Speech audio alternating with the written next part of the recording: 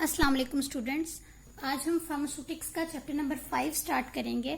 Chapter number 5 different उस पे topics पे कंसिस्ट करता है। सबसे पहले इसमें टॉपिक है surface tension. The boundary between two phases is generally described as an interface. दो फेजेस के दरमियान जो बाउंड्री होती है, जो लाइन होती है या जो ऐसी एक स्पेस है, उसे हम इंटरफेस कहते हैं। फेजेस क्या होते हैं? कोई भी दो स्टेट्स, लिक्विड और एयर हो सकता है, लिक्विड और सॉलिड हो सकती है, सॉलिड और एयर हो सकते हैं। ये अलग अलग फेजेस हैं।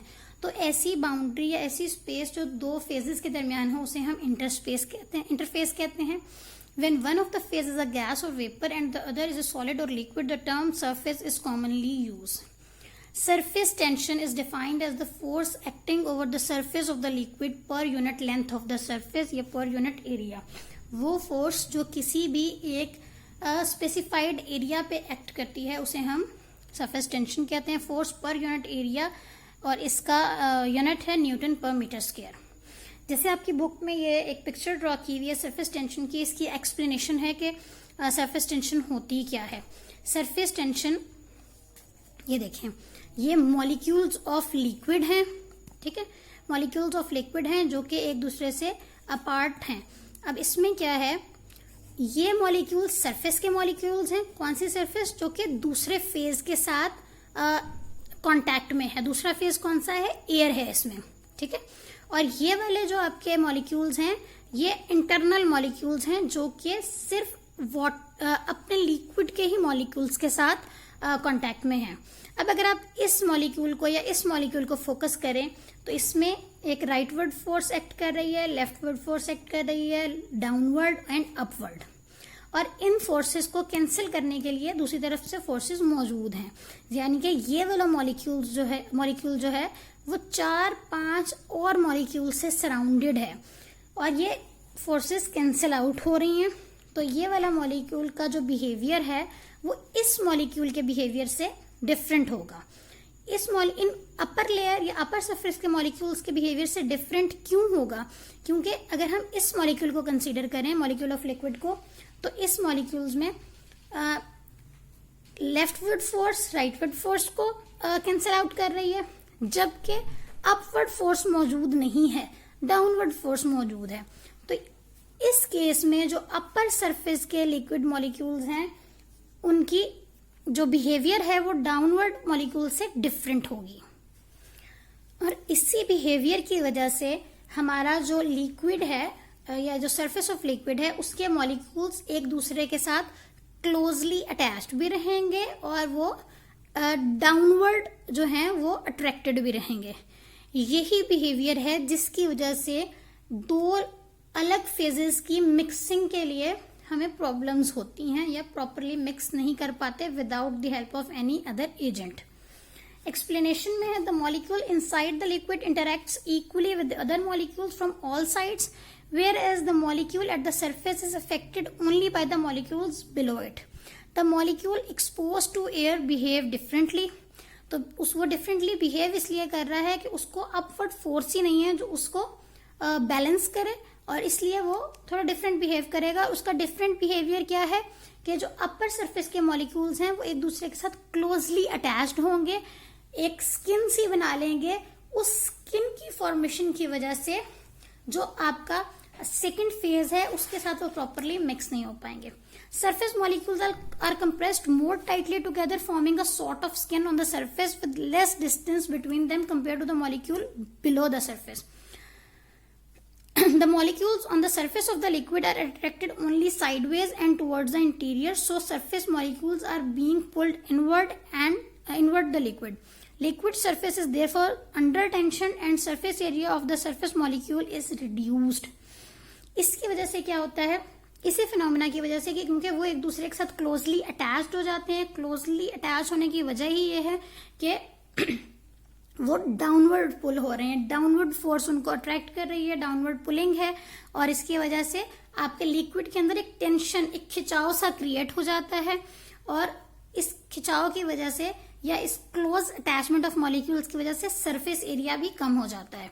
Water in particular has a very high surface tension, water की सरफेस टेंशन बहुत ज्यादा है, और इसी वजह से जब आप वाटर को स्पिल करते हैं या फेंकते हैं या गिराते हैं तो वो ड्रॉपलेट्स की फॉर्म में जाता है, क्योंकि वो सारा पानी की जो अपर लेयर है वो इनवर्ड जो है वो अट्रैक्ट होती है और वो ड्रॉप की फॉर्मेशन सी हो जाती है। The molecules are all being pulled toward the centre.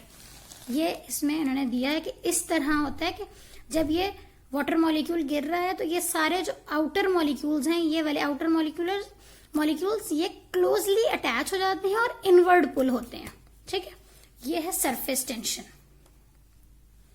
Ji, next है factors affecting the surface tension. सबसे पहले है intermolecular forces. Surface tension increases with the increase in intermolecular forces and decreases with the decrease in intermolecular forces. Intermolecular forces वो forces हैं जो molecules के दरमियान है, मॉलिक्यूल्स ऑफ लिक्विड के दरमियान। तो जितनी आपकी मॉलिक्यूलर फोर्सेस, इंटरमॉलिक्यूलर फोर्सेस ज्यादा होंगी उतनी सरफेस टेंशन ज्यादा होगी। जाहिर है वो ज्यादा अट्रैक्टेड टुवर्ड्स ईच अदर होंगे मॉलिक्यूल्स, और जितनी आपके इंटरमॉलिक्यूलर फोर्सेस कम होंगी उतनी सरफेस टेंशन कम होगी।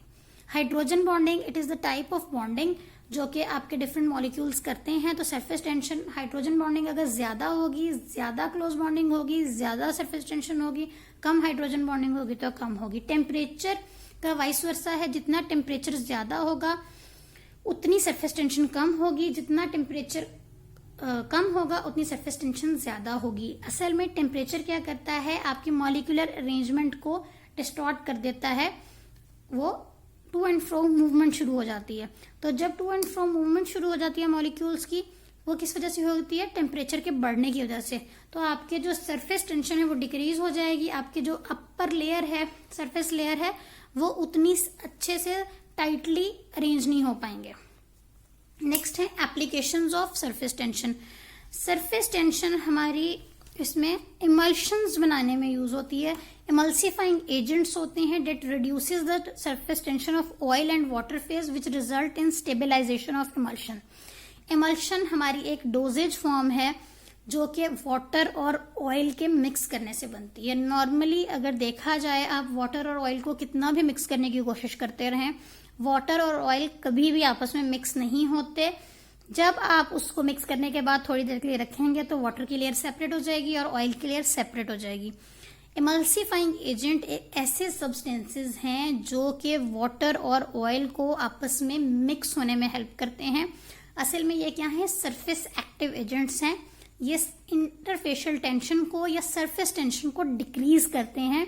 जब इन दोनों लिक्विड्स की सरफेस टेंशन डिक्रीज हो जाएगी, दोनों फेजेस की, तो ये आपस में प्रॉपरली मिक्स हो जाते हैं with the help of emulsifying agent. Gum acacia या गम ट्राइगोकैंथ जो है वो बहुत अच्छी इमल्सिफाइंग एजेंट है जो हम इमल्शंस बनाने में यूज करते हैं। नेक्स्ट है bile salts reduce the surface tension of fats and duodenum which results in solubilisation of lipids which help in the digestion of lipids. Bile salts जो हैं वो फैट्स को हमारी बॉडी में एब्जॉर्ब होने में हेल्प करते हैं। ड्यूडेनम क्या है, आपका पार्ट ऑफ इंटेस्टाइन है। बाइल सॉल्ट्स जो हैं वो फैट्स की सरफेस टेंशन को डिक्रीज कर देते हैं और ड्यूडेनम में उन्हें एब्जॉर्ब होने में हेल्प करते हैं, जिसकी वजह से उनके डाइजेशन में थोड़ा सा आसानी हो जाती है। नेक्स्ट टॉपिक हमारा है viscosity. Viscosity can be described as it is the internal resistance of the molecule of any liquid to flow is called viscosity. Viscosity क्या है, आपके मॉलिक्यूल, लिक्विड के मॉलिक्यूल्स की जो आप कह सकते हैं हिचकिचाहट है या रेजिस्टेंस है कि वो फ्लो ना करे। वैसे अगर विस्कोसिटी देखा जाए तो गाढ़ेपन को कहते हैं कि कोई भी चीज कितनी गाढ़ी है। Viscosity is the fundamental tool to check the internal friction of any liquid. Like water is thin so it has lower viscosity and on the other hand honey is thick so it has high viscosity.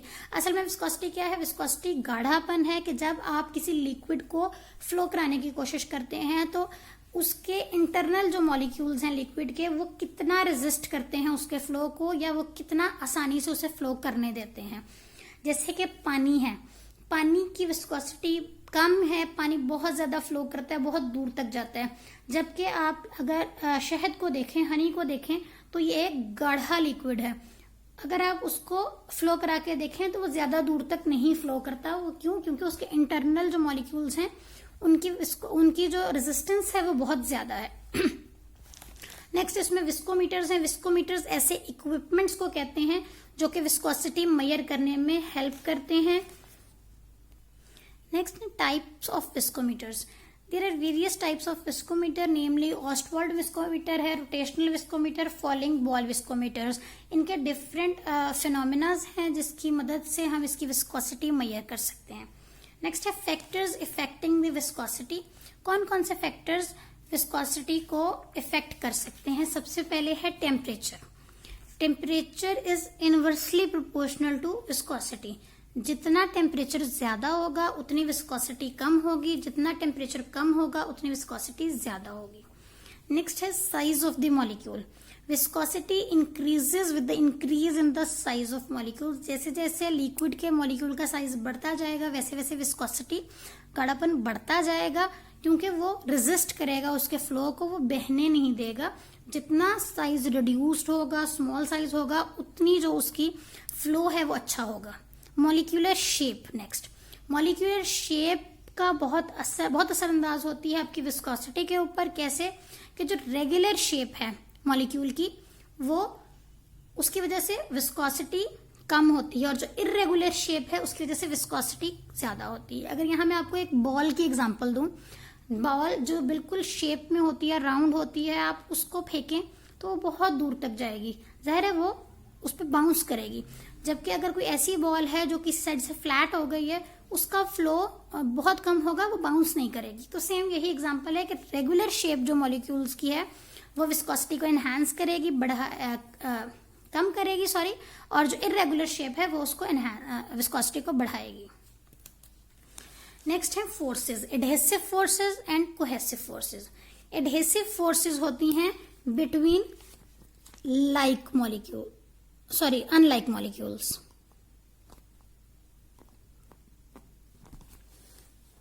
जितनी adhesive forces strong होंगी उतनी viscosity ज्यादा होगी, और जितनी cohesive forces strong होंगी उतनी viscosity कम होगी।